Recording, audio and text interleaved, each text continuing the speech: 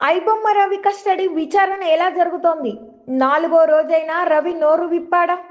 ఇప్పటిదాకా పోలీసులు గుర్తించిందేంటి? ఆ అప్డేట్ని ఈ బ్రేకింగ్లో చూద్దాం. నాలుగో రోజు ఐబొమ్మ రవి పోలీస్ కస్టడీ కొనసాగుతోంది. పైరసీ నెట్వర్క్ గురించి నోరు విప్పట్లేదు రవి.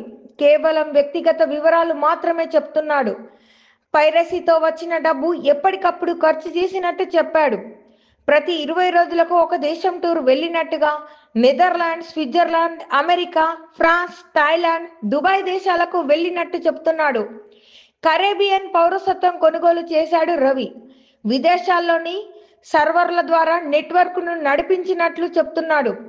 రవి బ్యాంకు ఖాతాలో 3.5 కోట్లు గుర్తించారు. హైదరాబాద్లో, విశాఖలో విలువైన ఆస్తులు ఉన్నట్టుగా గుర్తించారు. ఇటు ఐబొమ్మ రవి అరెస్టుతోనైనా పైరసీగాలు మారతారు అనుకుంటే అది జరగకపోగా కొత్త సైట్లు పుట్టుకొస్తున్నాయి. ఆన్లైన్లో పైరసీ వెబ్సైట్ల దందా ఏమాత్రం ఆగట్లేదు.